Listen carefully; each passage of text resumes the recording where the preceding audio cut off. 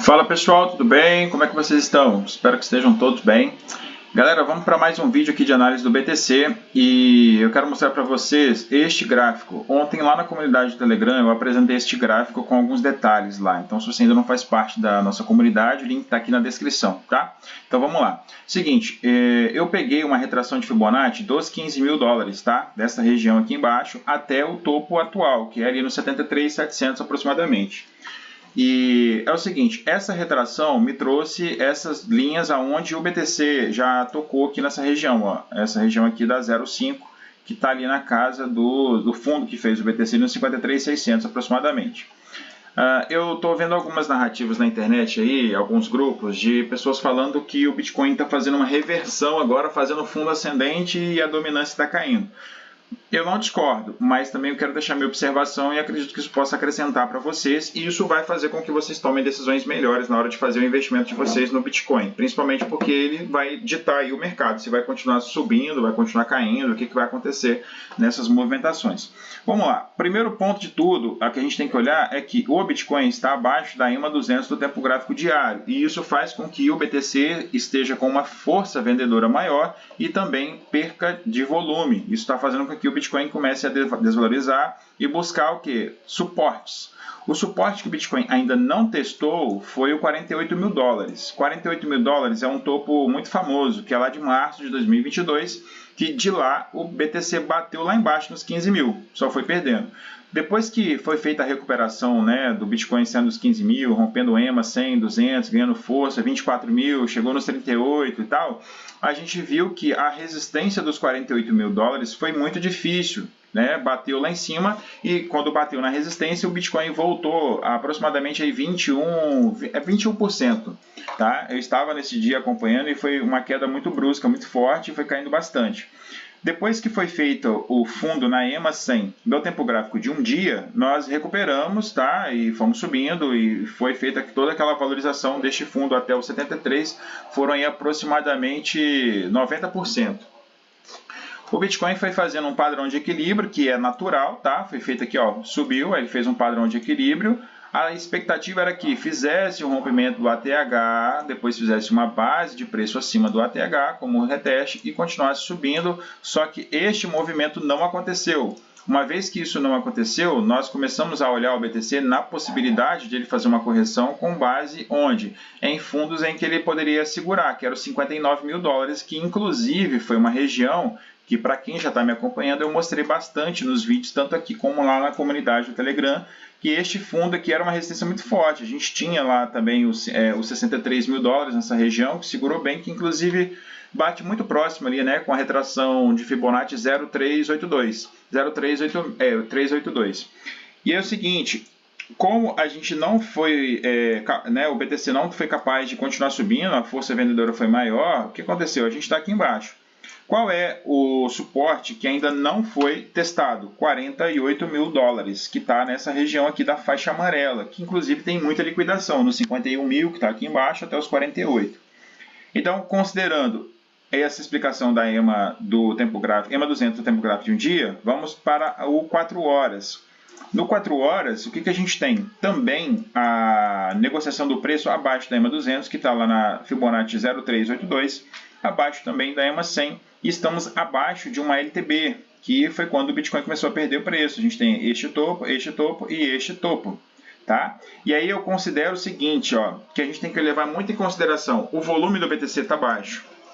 Tem muita gente falando que a dominância do Bitcoin também está caindo, só que na verdade ela ainda está acima de 50 mil, está acima de 53, quase 54 ainda. Então isso não é muito bom. Bitcoin caindo com a dominância acima de 53, 54 não é bom, não é favorável para as altcoins.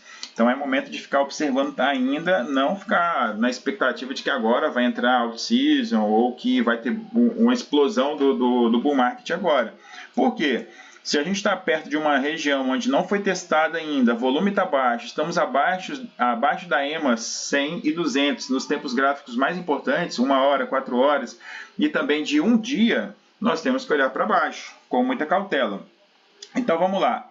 O que estão falando sobre o Bitcoin está fazendo agora um fundo ascendente aqui embaixo. É nítido que está fazendo isso aqui? É nítido que está fazendo este fundo ascendente. Eu também estou vendo isso aqui. Qualquer pessoa que entende de fundos ascendentes vai entender que isso aqui é um fundo ascendente. Só que é o seguinte, nesta região o BTC também fez este mesmo movimento. Isso aqui foi algum ímpeto de força compradora para se romper essa região e continuar subindo? Não foi. Então, percebam que o Bitcoin está fazendo patamares aqui, ó, desde que ele fez aqui também, ó, essa região, ó, fundos ascendentes, tá? Ó, fundos ascendentes e depois perdeu. Foi perdendo, fundo ascendente,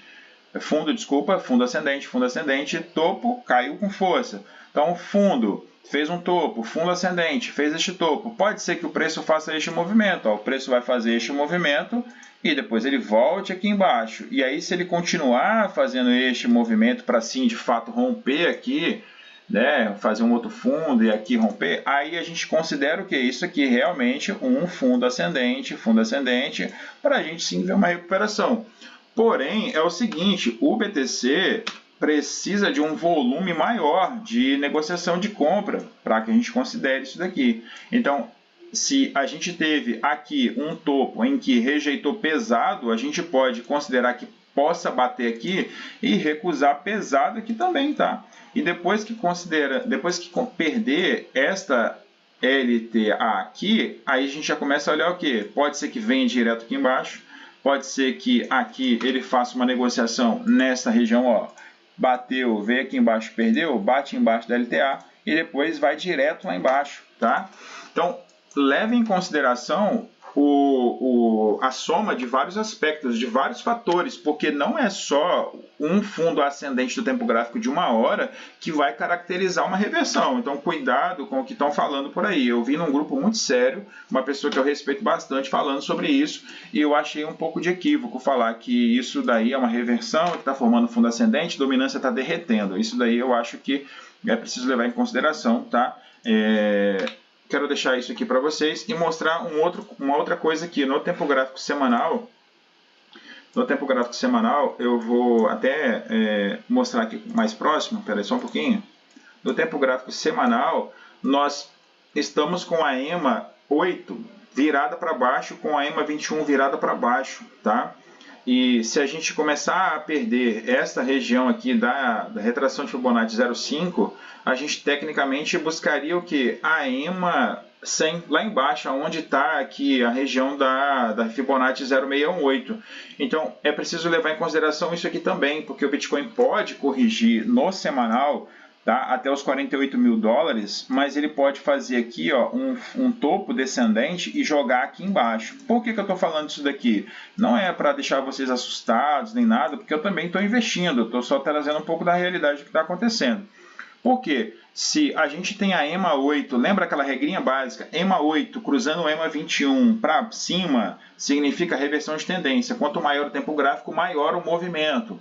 Quanto menor o gráfico, menor o movimento. Se a gente também está tendo aqui um possível cruzamento da EMA 8 para baixo da 21, no semanal o movimento ele é maior. Ele não vai ser um movimento pequeno. Então, significa o quê? Que a gente pode depreciar o preço abaixo da Fibonacci 0,5, pode perder os 48 mil dólares de forma provisória, até que a gente faça um fundo acima da EMA, porque até esse preço chegar aqui, essa EMA provavelmente vai estar caminhando aqui, ó, perfilando essa região. Então, se o preço bater aqui embaixo, a gente está falando o quê? De aproximadamente 44 mil dólares, tá? Então, se você quer enxergar isso, vai lá no mapa de liquidação e enxergue lá nos 44 mil dólares a quantidade de liquidação que tem nessa região. Por que eu estou falando isso? Essa é uma região que foi negociada aqui, ó, veja que a gente negociou essa região aqui, ó, vou até tirar aqui um pouquinho da opacidade. Vamos lá. Essa região foi uma região de muita negociação antes de quê? De romper os 48 mil. Por quê? A gente bateu aqui e voltou pesado, lembra? 21%? Então, ó, 1, 2, 3, 4, 5, 6, 7, 8, 9 semanas e meia para que o BTC conseguisse realmente acumular o suficiente para romper os 48 mil. Ou seja, é uma região que tem o quê? Muita liquidação, muita, mas muita liquidação nessa região. Então é importante levar isso em consideração. Essa LTB precisa ser rompida, se for perdida essa LTA, a gente certamente vai cair aqui embaixo. Então aqui é uma região em que aí sim a gente pode começar a pensar em compras mais expressivas, tanto no Bitcoin como também nas altcoins, tá? Porque a gente também tem o quê? A gente tem essa LTA que vem do fundo de março, Covidão, vem aqui dos 15 mil e a gente tem o que? Aqui essa região, tá? Essa região aqui de baixo. Porém, a gente tem o que? A recuperação dos 15 mil, dos 24 mil e a nossa LTA está nessa região. Então, certamente, a gente vai ter o que? Uma zona em que muita gente está negociando, uma zona em que muita gente está interessada em comprar, tem muitos players interessados em jogar o preço aqui embaixo. Por quê? Para comprar mais barato, já que é uma região que, se a gente considerar aqui, ó, no desenho sem nada, veja que o BTC fez uma onda, né, gigante, fundo, fez uma onda gigante e vai provavelmente fazer uma nova onda, né? O mercado sobe em ondas e desce em ondas também. Então é isso que eu queria trazer para vocês no vídeo de hoje. Espero que tenha acrescentado bastante aí nas análises de vocês. Deixe aqui nos comentários se você achou algo interessante, algo que eu não vi. Comenta aqui se tem alguma dica de vídeo para poder gravar. E não deixe de participar da nossa comunidade do Telegram, porque lá eu vou mandar os prints das zonas de liquidações e vou dar mais algumas observações sobre este vídeo, tá bom? Um grande abraço e até a próxima. Falou, tchau, tchau.